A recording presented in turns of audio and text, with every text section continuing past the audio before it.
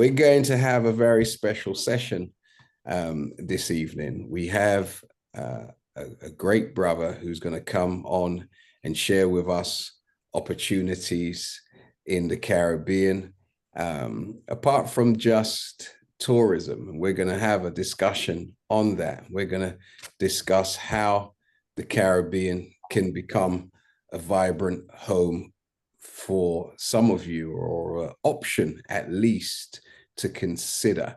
Those of you in the listening audience, if you've ever traveled to Barbados, can you put a 1 in the chat so we can get a gauge of who is in our listening audience? And if you've been to the Caribbean, put a number 2 in the chat for me so we can get a chance to see who's in our audience. And if you've never traveled to the Caribbean, put a number 3 in the chat. Yeah? And if you've heard nothing but good things about the Caribbean, put a 4 in the chat. And if you've heard nothing but negative propaganda, please put a 5 in the chat. If someone's tried to tell you that the Caribbean is as violent as London, please put a 5 in the chat. Okay. Because where we live in the UK is becoming one of the most violent places on planet Earth. So, and you can put in the chat a number 6 if you live in the UK or in Europe and you read the news that the governments are looking to send your children to national service, and if they end up in war, they're expecting our children to go and fight for them. And if you're looking for a way of trying to find an escape route, then number 6 will be also an important part of your deliberation, okay? Because when it's time to do something, circumstances will be made, will be created, if you will, to facilitate the direction in which we should be thinking, and we should be traveling, and we should be working towards attaining. So with that said, let's go straight to our special guest who's going to be discussing opportunities for us in Barbados. Everybody good? I didn't hear from anybody. Is everybody good? Yes, sir. Yes, we are. Yes, sir. You having a happy Thursday? Okay. Yes, sir. Yes, sir. Very happy. Fantastic. So please then welcome our great representative from Barbados, Brother Abdul Wahid. Let's give him a big round of applause. Warm welcome to you, Abdul Wahid. Yes, sir. Welcome, brother. Thank you very much. Thank you. Assalamualaikum, Brother Abdul Wahid. See you, sir. Okay, so firstly, thank you for having me today. I've made a short presentation, well, what I deem to be short. Hopefully you find it to be short as well, on essentially doing business in Barbados. So let me get, can everyone see my screen? So as noted earlier, my role is a trade consultant with the Barbados Private Sector Trade Team. And the Barbados Private Sector Trade Team, we're a division of the Barbados Private Sector Association, which essentially represents the interests of the private sector in negotiations with the government, and also in terms of internationally. The Barbados Private Sector Association, to which we're a division of, it has a mandate to defend the interests of the private sector businesses in what we have as a tripartite mechanism in Barbados called the social partnership. And the social partnership essentially is this vehicle of governance where for certain areas, the labor unions, the private sector, and the government comes together, and we essentially collaborate on how we can take the country forward to advance the goals of national development. It's quite, well, we've had this from 1994, and at the time it was quite novel. because as y'all can appreciate, there's usually this tug of war, or this, our labor and capital are usually supposed to be on alternate ends. But in Barbados, we found a way to make it work. I won't say that all negotiations or all relations are always cordial, but if we expect all of our negotiations to be honest, and then that's also expected, because we will never always have the same point of view. And moving on, how do we function at the private sector? So we carry out our mandate by influencing private sector reform, which is the companies in themselves, in order to maintain national economic competitiveness. Equally, we lead the private sector in influencing local and regional government policy. So things doing with the CARICOM, single market and economy, as it relates to negotiating trade agreements or economic partnership agreements with the European Union. We also do some work. We're also in present negotiations with Colombia. We've had past negotiations with Dominican Republic, Costa Rica, etc. Additionally, we conduct market analysis to help represent our interests in negotiations. We provide commentary on draft legislation and policy. Additionally, we also conduct workshops and develop training material geared towards small businesses to help them increase their capacity and competitiveness. Right. So who we are as the Barbados Private Sector Association. The best way to describe it is we're an association of associations.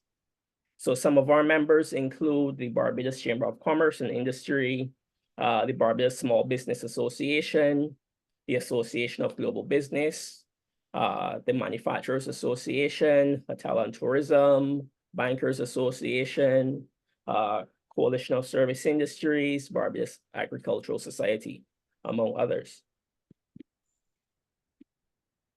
No. I was given a challenge earlier by Brother Hakeem as to why I should make him why should he come to Barbados. So just some quick facts about Barbados. Barbados is a relatively safe place as it relates to the corruption index. Barbados is ranked 24th out of 180 countries worldwide.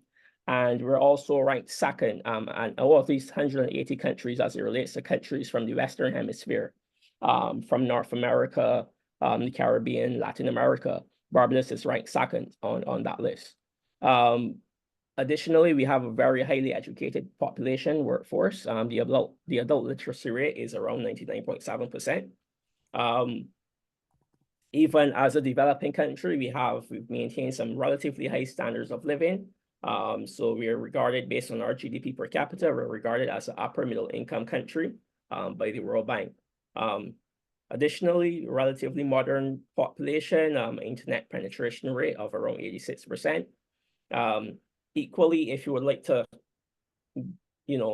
use Barbados as a hub, we're connected. We have multiple daily flights to places such as Miami, London, and during the winter season, we also have flights to Frankfurt. We have flights to Manchester. We also have flights to Charlotte, Panama, as well as other places in South America. And again, and then, as you could see from the picture of the wonderful sea turtle, we also have lots of sun, lots of sand, lots of sea.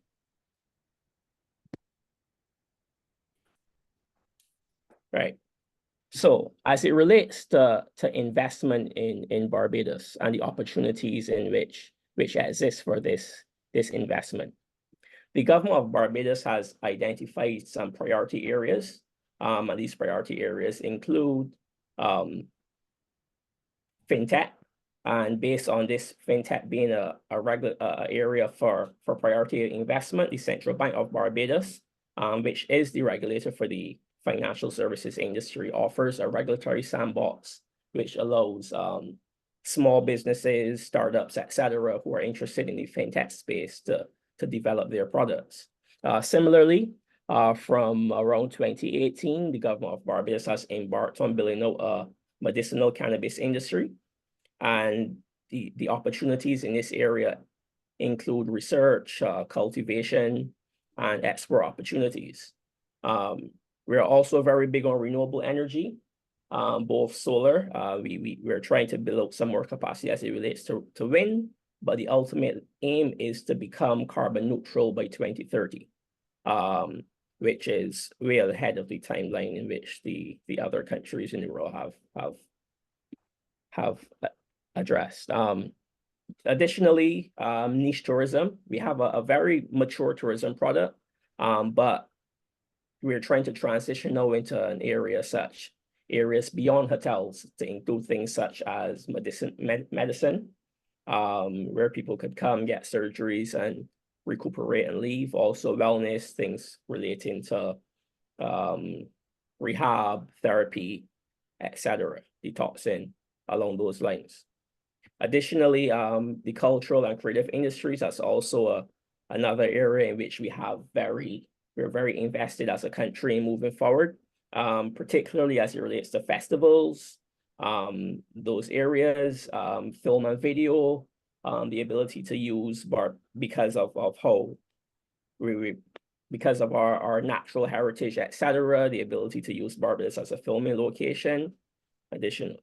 And the final area in which we are very interested in as it relates to priority areas relating to foreign direct investment relates to biotechnology and life sciences. Particularly, we're seeking research, prototyping, and also manufacturing of products based on biotechnology and life sciences. So things such as pharmaceuticals, beauty products, etc. No. And one of the legacies of the COVID pandemic was the Barbados Welcome Stamp Program, which we instituted in 2021. Essentially, the aim of this program was, while everyone was working from home, could allow people to come to Barbados and essentially live for a full year while you're able to work remotely. Some businesses have transitioned back into the office, but some businesses haven't. So this program allows non-national individuals, couples, and families with children with the option of living on island in Barbados for up to 1 year. And the requirements for this program basically is the ability to provide proof of an annual income of $50,000 US or more, which is primarily generated out of Barbados, in possession of health insurance, which covers the period for which you will live on the island, and holders of the welcome stamp will not be allowed to work. So only remote work from their original place, but not necessarily work on island. And it should also be noted that applicants are required to declare that neither they nor any member of the family group shall accept any employment, farm, or any other services to a citizen, permanent resident, immigrant, work permit holder, or any person or entity carrying out business in Barbados, which, as I said, noted, is basically a prohibition on work. No. One of the major challenges people who come to Barbados also gets is opening a bank account. Not necessarily based on, I know we're a bit lax and relaxed in the Caribbean, but that's really not the reason why we have these challenges. I don't know if you guys may be familiar with the term economic blacklisting, or the blacklist by the European Union as it relates to transparency for tax purposes, etc. And because of that, people from places in the developing world, especially places like Barbados and those other places which have a thriving international business sector, are often subjected to additional steps. And these additional steps Essentially are geared, well, notice said to be done because of increased compliance purposes, but at best they seem to be discriminatory. That's the best way to put it. However, moving on from that, if you intend to move to Barbados and open up a bank account in Barbados, you would need to have these documents at minimum, which would be 2 forms of photo identification, a local proof of address or proof of where you're currently staying, business registration documents, this for if you're opening a business account, opening balance sheet and cash flow projections for 3 years, which again, if you're opening a business, a foreign banker's reference or statement, and this is just a bank statement from the country that you're currently resident in and where you currently have your bank account, and also utility bill confirming permanent foreign address. And that's the end of my short presentation. I look forward to speaking to you guys, and I hope that I've been able to share some level of information here in my presentation. Fantastic. Very expeditious, my brother. Very expeditious. Now, tell me, in regards to these wonderful sectors that you have discussed with myself and my co-host and the audience as a whole, you didn't discuss much about tourism. In regards to tourism, how much is the government and the country dependent upon tourism, my brother? Well, tourism indirectly contributes around 40% of GDP. So it's not only the tourism sector, but you know, farmers who might provide food to the hotels, distributors who provide other stuff to the hotels, cleaners, maintenance technicians, etc. The total worth of that contributes around 40% to the economy. But the challenge with that, which was highlighted during COVID, was during COVID, when there was a fall off in the tourist season because of the travel restrictions, we found that our entire economy contracted by 20%, which suggests that we need to diversify the economy. So even though tourism is a mainstay for the Barbadian economy, and I expect tourism to still have a very important role in the economy for the next 50 years, the same way it has for the past 50 years, essentially, our efforts at the moment is to diversify the economy away from just tourism. So in the event that we may have another restriction in travel, etc., that the way of life of people aren't necessarily limited to the same degree it was in 2020, 2021.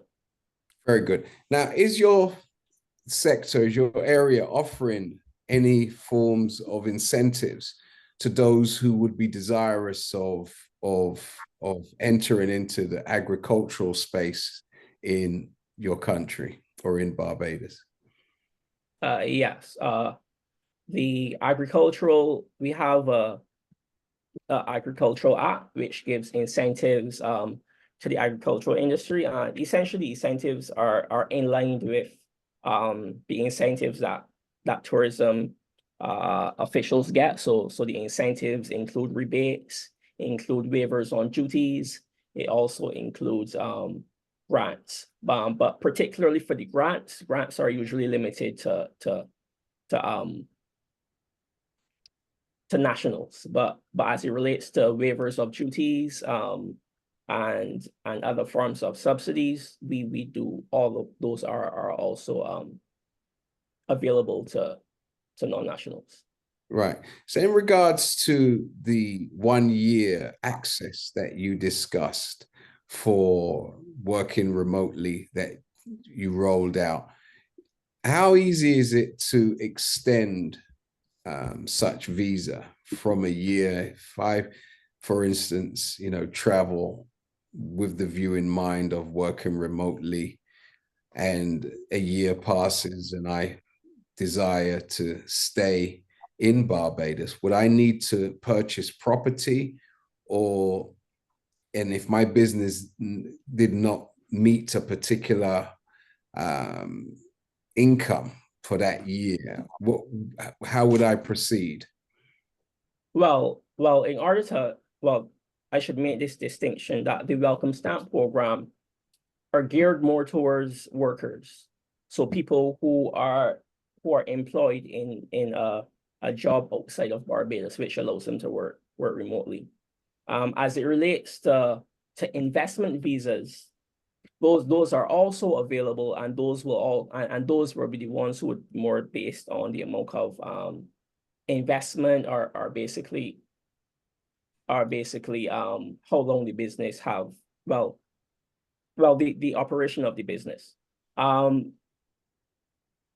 As to the best of my knowledge, there's no threshold that the business should be making a certain amount of money or not. The aim is that the business is operational and it's in line with the regular laws. So to say that even if you may have a loss-making enterprise, that doesn't mean that just because the business hasn't turned over a profit that we go like, oh no, cancel your visa. It just means that you get, it's just, and ultimately that will be up to you. If you have a loss-making enterprise, you decide to carry it over in hopes of turning a profit. But there's no minimum level of investment required as it relates to visas specifically for investment and investors. Okay, well, with a population of, I think it's 283,000, how much more capacity do you have for growth? Population. How many more people do you think, would be the right number, to be living and enjoying Barbados in its current form? Or is the idea that, those who are coming should be bringing a skill or a gift or some kind of investment, as opposed to just coming over because it's warm? Well, currently, the last census we had ended up with around 269,000, which meant that the population fell around by around 11,000 since the previous census. Right. So which is, as you might be aware, is a common problem that's happening across a lot of countries, particularly those within the developing world. It has a lot to do with birth rates. And then there will be the challenges that come with that, including things such as social security and pensions, because it then means that there's a smaller workforce which is responsible for essentially providing income for pensions, etc. So as it relates to room for growth, the government of Barbados is actually at this moment building out a plan on how to grow the population even further, because we have a falling population. I don't want to speculate numbers at the moment, but there is room for growth. I don't think that as a country we subscribe to the view that we are overpopulated or anything. It's quite the opposite. We think we're underpopulated. We think there's a lot of room for growth. For those who've been to Barbados, people would know that we build a lot of bungalow style housing. So in the worst case scenario, we have population booms, it's still the option of going vertical, as opposed to the horizontal that we currently do. But yeah, I do think that there's tremendous room for growth. And the preference, because any country would say that their preference for population with people who bring skills, etc. But people who bring skills also bring their families, bring their wives, bring their children, or etc. So it's not necessarily that the country is closed off as it relates to that. Ultimately, if it's the only thing that the country may not want, would be what they call in law a charge to the public purse, which in regular language is someone who will end up using the state's resources either for welfare or those programs. But other than that, there's no close off for the people we welcome in Barbados. Do you enjoy our content? Well, make sure to like, subscribe, and click that notification bell so you won't miss an episode.